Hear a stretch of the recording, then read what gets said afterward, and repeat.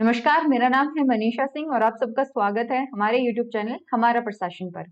आज हम बात करेंगे प्रशासनिक व्यवहार के बारे में और उसमें भी सबसे महत्वपूर्ण निर्णय निर्माण के बारे में। यानी प्रशासनिक संगठनों में निर्णय किस प्रकार लिए जाते हैं और क्या-क्या समस्याएं उनके सामने आती हैं उसके बारे में।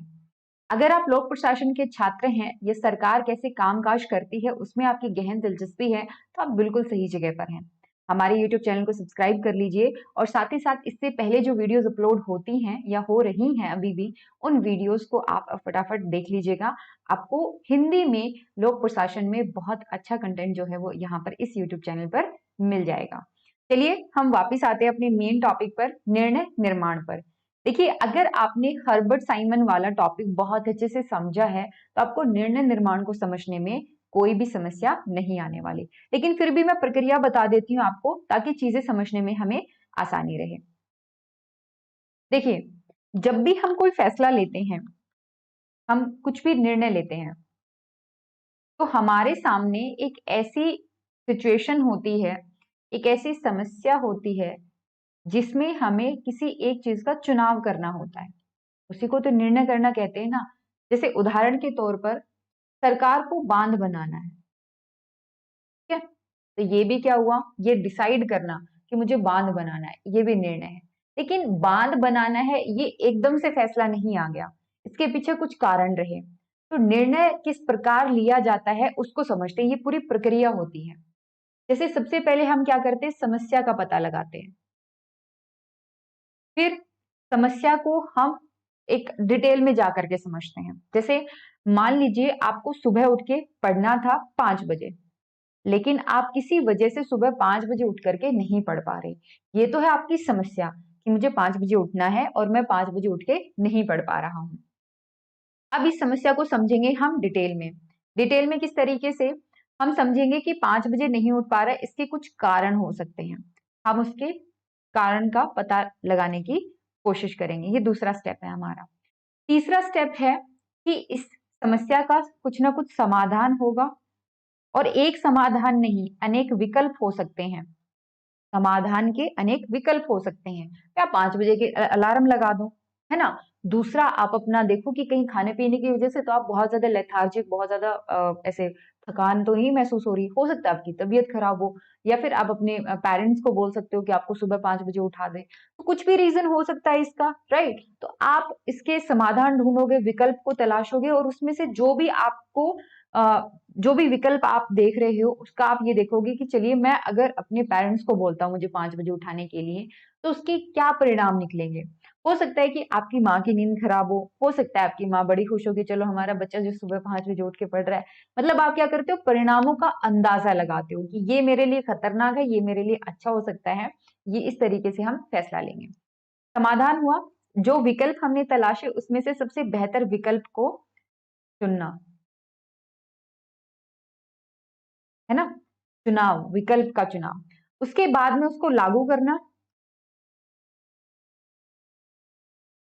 और लागू करने के बाद में उसमें अगर मान लीजिए कोई समस्या आती है, उसमें संशोधन करना। ये क्या है, एक पूरे निर्णय की प्रक्रिया है। अच्छा, यहाँ पर जो मैंने आपको उदाहरण दिया है, वो उदाहरण है व्यक्तिगत निर्णय का। यानी निर्णय भी आप ही ले रहे हो और उसका प्रभाव भी आप पर पड़ेगा। लेकिन जब एक प्रशासनिक अधिकारी निर्णय लेता है ना, तो निर्णय तो वो लेता है लेकिन उसका प्रभाव या तो पूरे संगठन पे पड़ेगा या बहुत सारी जनता पर पड़ेगा। इसीलिए वहां के निर्णय को और भी ज्यादा डिटेल में जाकर के समझना जरूरी हो जाता है। वहां पर हम कौन सा विकल्प चुनने वाले हैं, उसका क्या परिणाम निकलने वाला है, उसको कैसे लागू करेंगे, इन सारी चीजों के ऊपर बहुत ज्यादा गहन विचार मंथन के बाद में ही फैसला लिया जाता है। ठीक है, उम्मीद करती हूँ एक जो फैसला है वो किस प्रकार से लिया जाता है उसके बारे में चीजें क्लियर हो गई होंगी। साथ में नीति और निर्णय, ये दोनों एक जैसे ही शब्द होते हैं, लेकिन निर्णय तो मैंने आपको बताया, हर नीति भी एक निर्णय ही होता है। जैसे शिक्षा नीति, सरकार शिक्षा नीति लेकर के आई है, नई शिक्षा नीति, तो वो क्या है, वो भी एक प्रकार का निर्णय ही है। लेकिन हर निर्णय नीति नहीं होती, क्योंकि नीति जो है वो टाइम के हिसाब से दूर अंदेशी होती है। एक प्रकार से हम अंदाजा लगाते हैं कि आने वाले 20-30 साल में हमें किस प्रकार आगे बढ़ना है, तो हम उसका अंदाजा लगा करके नीति को बनाते हैं। निर्णय हो सकता है अभी आपको जरूरत हो, ऑन द स्पॉट आपको जरूरत हो, उस हिसाब से जो है हम निर्णय लेते हैं। तो ये फर्क होता है नीति और निर्णय में। चलिए समझते हैं थोड़ा सा। देखिए, निर्णय लेना इस प्रक्रिया को निर्णयन बोला जाता है और ये प्रबंध का सबसे महत्वपूर्ण कार्य है। इसको सबसे पहले वैसे तो चेस्टर बर्नार्ड ने इसके बारे में जिक्र किया था, लेकिन डिटेल में डिस्कशन किसने किया था? हर्बर्ट साइमन ने किया था। एक जो संगठनिक मॉडल के रूप में किसने डिस्कस किया था? हर्बर्ट साइमन ने किया था। तो निर्णय निर्माण क्या होता है? किसी समस्या के समाधान हेतु सबसे संभावित और उपलब्ध विकल्पों में से एक श्रेष्ठतम का चुनाव करना। ये मैं आपको बता ही चुकी हूँ। निर्णय क्या होता है? प्रक्रिया होती है जिस प्रक्रिया को मानते हुए हम निर्णय लेते हैं, यानी निर्णय निर्माण की प्रक्रिया का परिणाम होता है। नीति और निर्णय, नीति स्वयं में एक निर्णय है, लेकिन उस तक पहुंचने के लिए अनेक निर्णय लेने पड़ते हैं। निर्णय संक्षिप्त होते हैं, नीति व्यापक होती है। कैरी जो एक विचारक है वो कहते हैं कि एक निर्णय नीति के अंतर्गत ही लिया जाता है। निर्णय जो है वो नीति के अंतर्गत ही लिया जाता है। नीति व्यापक होती है, अधिक प्रभावी और बारंबार प्रयुक्त होती रहती है। जैसे शिक्षा नीति लागू कर दी, अब शिक्षा नीति लागू करने के बाद में क्या हमें और फैसले लेने की जरूरत नहीं पड़ेगी? बिल्कुल पड़ेगी। आने वाले समय में अगर ये शिक्षा नीति में मान लीजिए कोई चीज ढंग से लागू नहीं करेगी तो भी आपको फैसला लेना पड़ेगा। इसको सही से लागू करवाने के लिए भी आपको फैसला लेना पड़ेगा। यही फर्क होता है नीति और निर्णय में। फिर बात आती है निर्णय निर्माण की प्रक्रिया। सेकलर हडसन ने इसे बहुल प्रक्रिया कहा है और साइमन ने इसके 3 चरण बताए हैं। टेरी ने निर्णय निर्माण की प्रक्रिया के 7 चरण बताए हैं। मैं यहाँ पर आपको टेरी और सामान्यतः जो चरण होते हैं उनके बारे में वैसे तो मैं आपको बता चुकी हूँ, बट यहाँ पे इनके हिसाब से समझ लेते हैं। पहले हम क्या करते हैं? समस्या का निर्धारण करते हैं। फिर समस्या की पृष्ठभूमि को समझने की कोशिश करते हैं, मतलब उसके बारे में सामान्य जानकारी और अलग अलग दृष्टिकोण का पता लगाते हैं। कौन सी कार्यवाही सर्वोत्तम हो सकती है इसे निर्धारित करते हैं। साध्य और असाध्य निर्णयों का मूल्यांकन करते हैं। अस्थायी निर्णय जो होते हैं, निर्णय लेते हैं और उसे लागू करते हैं। फिर उसका वापस से अवलोकन करते हैं और देखते हैं कि अगर कोई परिणाम हमारे हिसाब से नहीं है तो उसमें संशोधन हमें करना पड़ेगा। तो ये तो टेरी के हिसाब से थे। जनरल अगर मैं बोलूं आपको तो किस प्रकार से होता है? सबसे पहले आप समस्या का पता लगाते हो, है ना। सबसे पहला स्टेप क्या है आपका? समस्या का पता लगाना, उद्देश्य का होना। फिर समस्या की व्याख्या विश्लेषण करना। फिर विभिन्न समाधानों यानी विकल्पों की तलाश करना। विकल्प के परिणाम के संदर्भ में मूल्यांकन करना, इसे छंटनी प्रक्रिया भी कहते हैं। श्रेष्ठतम विकल्प का चयन करना और दिए गए निर्णय का क्रियान्वयन और उसको लागू करना और नियंत्रित करना ताकि सही से वो लागू हो सके। ये निर्णय निर्माण की प्रक्रिया के कुछ उद्देश्य होते हैं, सॉरी कुछ चरण होते हैं। अब निर्णय के कुछ प्रकार बताए गए हैं।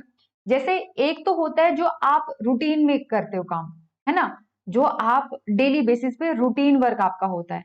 और एक होता है जो आप कभी कभी फैसला लेते हो, जिसको हम कहते हैं नियोजित और अनियोजित। एक तो प्लान करा आपने, जैसे सरकार हर साल बजट बनाती है तो बजट निर्माण की प्रक्रिया नियोजित प्रक्रिया में आएगी। लेकिन सरकार ने कोरोना के दौरान जो फैसले लिए तो वो क्या होगा? अनियोजित प्रक्रिया में आएगी, है ना, क्योंकि एकदम से सडनली कोई नई चीज आ गई जिसके बारे में हमें कोई आइडिया ही नहीं था। उसको संभालने के लिए सरकार ने जो कुछ भी किया वो अनियोजित निर्णय की प्रक्रिया में आएगा। यही होता है कार्यात्मक निर्णय और अकार्यात्मक, ये साइमन ने बताए थे। कार्यात्मक और नियोजित निर्णय निश्चित तथ्य और पूर्व नियोजित प्रक्रिया पर आधारित होते हैं। अकार्यात्मक या अनियोजित निर्णय क्या होता है? कोई विशेष समस्या आ गई, उसके हिसाब से हमने क्या किया? डिसीजन ले लिया। दैनिक और आधारभूत, जैसे दैनिक आज क्या काम होगा, ये दैनिक काम है रोजमर्रा से संबंधित। आधारभूत जैसे शिक्षा नीति एक आधारभूत निर्णय है कि आने वाले 30 सालों में हम देश को कहाँ देखना चाहते हैं, ये आधारभूत है।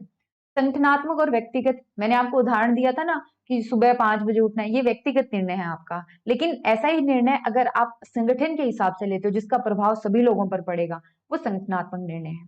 सामान्य और विशेष निर्णय, सामान्य पीटर ड्रकर ने कहा था कि वो निर्णय जो आप रेगुलर ले रहे हो, बजट कैसे बनाना है, लोगों को पॉइंट कैसे करना है, ये सामान्य निर्णय है।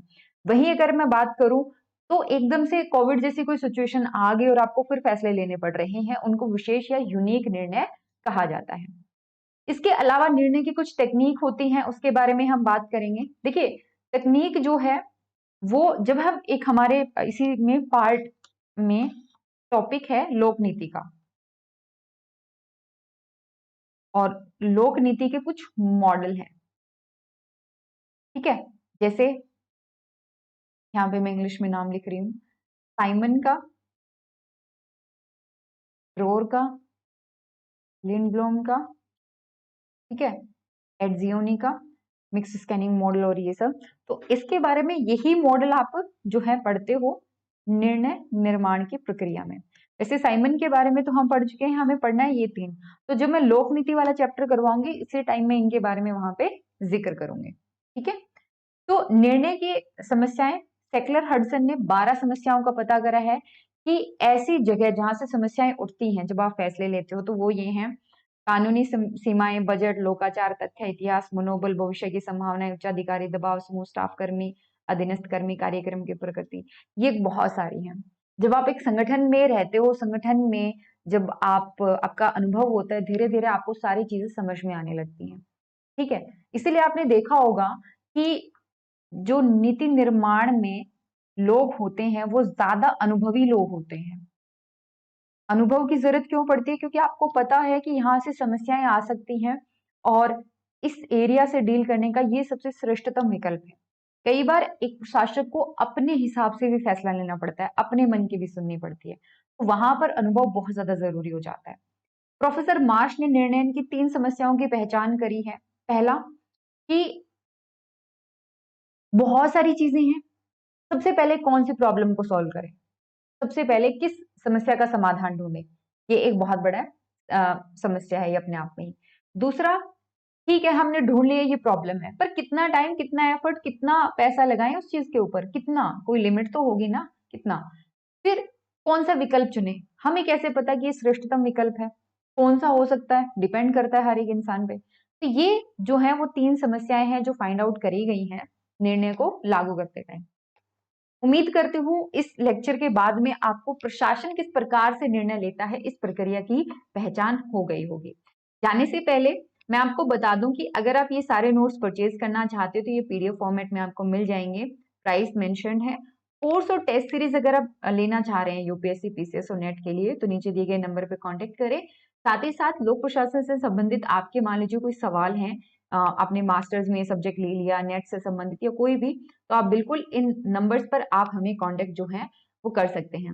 नंबर है 9896859767 और साथ ही साथ ये हमारी ईमेल आईडी है, आप इस पर भी हमें कांटेक्ट जो है वो कर सकते हैं। जाने से पहले प्लीज चैनल को सब्सक्राइब कीजिए और बेल आइकन को प्रेस कर दीजिए।